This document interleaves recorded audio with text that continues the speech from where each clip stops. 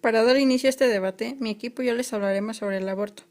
El aborto converge en el interés de la filosofía del derecho, la filosofía política y la filosofía de la moral. La Organización Mundial de la Salud define el aborto como la interrupción del embarazo cuando el feto todavía no es viable, fuera del vientre materno, es decir, es la edad gestacional bajo la cual la vida extrauterina es imposible.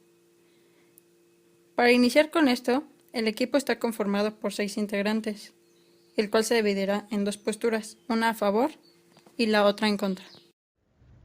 Me gustaría abrir este debate diciendo que en el artículo 4 constitucional se entiende que se nos da la libertad de elegir el cómo y cuándo tener hijos y al mismo tiempo nos establece que somos libres de decidir el tenerlos o no. En función del género, todas las consecuencias del embarazo recaen en la mujer, lo cual nos hace preguntarnos si, al ser las mujeres las únicas que experimentan la sintomatología y consecuencias de un embarazo, esto les otorga una capacidad un poco mayor para tomar decisiones respecto de su cuerpo. La respuesta a la pregunta es que sí, en base a lo omitido por la Suprema Corte de Justicia de la Nación. Otra de nuestras razones por la cual nuestra postura es a favor del aborto deriva de que las mujeres no tienen una certeza jurídica fehaciente con respecto de que si realizan esto pueden ser sancionadas o no, ya que el aborto no está homologado en todos los códigos de las entidades federativas, lo cual hace que afirmemos que derivado de esto las mujeres no cuentan con una verdadera certeza jurídica, por la cual pensamos que el despenalizar el aborto a nivel federal podría favorecer las posibles violaciones al derecho de la salud por llevar a cabo la interrupción del embarazo en condiciones insalubres y clandestinas, por mencionar algunas. Mi postura es en contra, ya que el derecho fundamental reconocido en toda legislación es el derecho a la vida. Así que primeramente hay que definir en qué momento inicia la vida humana.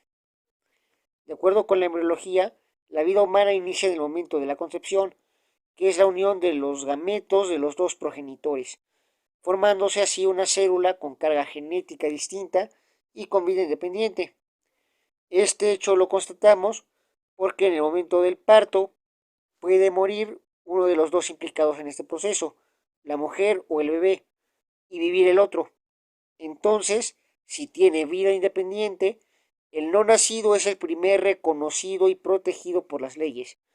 Y a este respecto, el jurista australiano y profesor de Oxford, Jay Finnish, sostiene en su obra Pros y Contras del Aborto que sin importar cualquier razón o cualquier justificación que se esgrima como válida para abortar, el aborto es moralmente equiparable al homicidio y por tanto es igualmente punible por la ley. Mi postura es a favor de la despenalización del aborto. Les voy a hablar en específico sobre por qué no son válidos los elementos biomédicos con los que se pretende mostrar que el embrión es un ser humano. Se dice que es un ser humano porque sus células tienen el ADN de la especie humana, distinto al de sus padres y por ello es un sujeto distinto, único e irrepetible. Sin embargo, contar con ADN es un elemento necesario pero no suficiente para considerarse persona. De ser así, los tumores de cáncer, que también existen cambios en el ADN, se considerarían personas, por lo que este argumento deja de ser válido.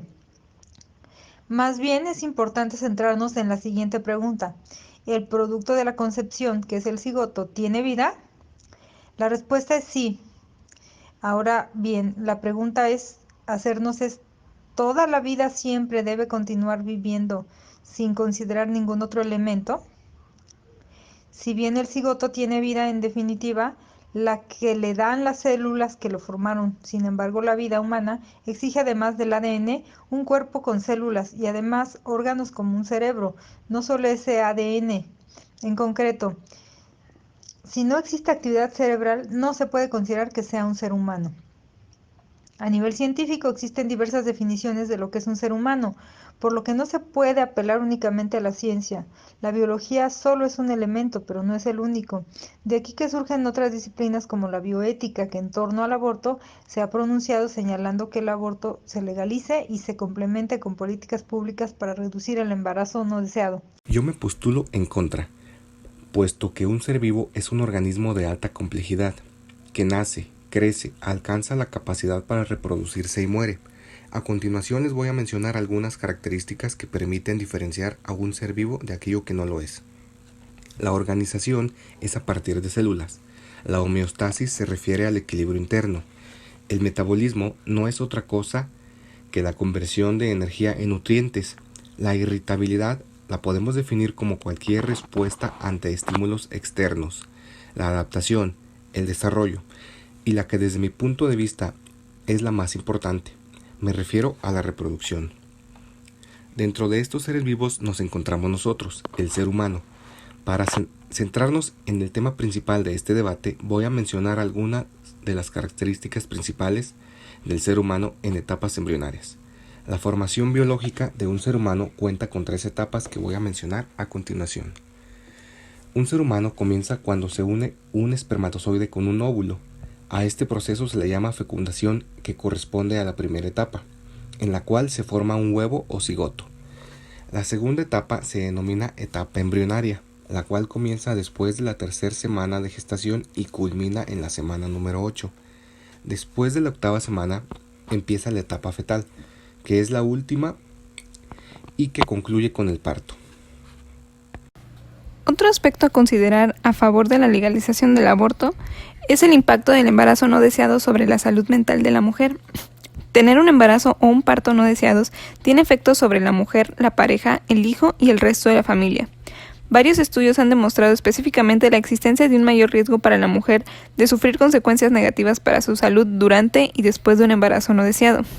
Consistentemente, en diferentes estudios realizados por el Grupo Médico a Favor de Decidir, el embarazo no deseado ha demostrado ser uno de los principales factores de riesgo asociados al desarrollo de depresión durante el embarazo y el posparto, y de menores niveles de bienestar psicológico durante el embarazo, el posparto y a largo plazo. En general, las mujeres que durante el control prenatal refieren no desear el embarazo tienen, en promedio, el doble de riesgo de desarrollar síntomas depresivos o de ansiedad o de tener mayores niveles de estrés. Por igual, las condicionantes sociales para el embarazo en la adolescencia, debido a que, como sabemos, los adolescentes son los principales en sufrir por embarazos no deseados. Una investigación realizada nos demostró que los factores que más incidieron en el embarazo de adolescentes fueron el inicio de la actividad sexual en edades tempranas en los adolescentes, información deficiente sobre la sexualidad y métodos anticonceptivos, manejo de los padres al abordar el tema de la sexualidad con los hijos, así como la presión de los padres, las tendencias y o valores en la sociedad. Se expresan también que el embarazo en adolescentes es un problema multicausal de consecuencias inimaginables, donde interviene la situación social producto del conflicto interno del país, la exclusión social de los adolescentes, los sistemas de salud y educativos, así como la violencia sexual contra los adolescentes. Mi aporte a este debate es en contra del aborto. El aborto con consentimiento de la mujer está penalizado para el que lo cause en el Código Penal artículo 85, el cual corresponde a los delitos contra las personas, particularmente justo después del homicidio. Se ha considerado que el aborto termina con la vida humana y que el injusto aborto es lo mismo que un homicidio. Se genera una pena de prisión por causar el aborto tanto para el ejecutor y para la mujer que deje pasar por alto este. La pena es de 1 a 4 años de prisión. Por otro lado, mi postura es no meternos en temas de discriminación hacia el producto, ya que considerar que un no nacido no tiene derechos legales ni protección por la ley, estaríamos cayendo en un tema de discriminación. Pues considero que así como se lucha por los derechos de la mujer, se debería de luchar por los derechos de los no nacidos y argumentar negativamente que es nefasto escuchar a personas aconsejar a las mujeres que aborten solo porque se embarazaron y no lo planeaban, ya que existe un mejor método que es dar en adopción. De igual manera, considero que el aborto es ilegal, excepto en caso de violación, riesgo para la vida de la madre, problemas de salud física o mental y factores socioeconómicos o defectos del feto.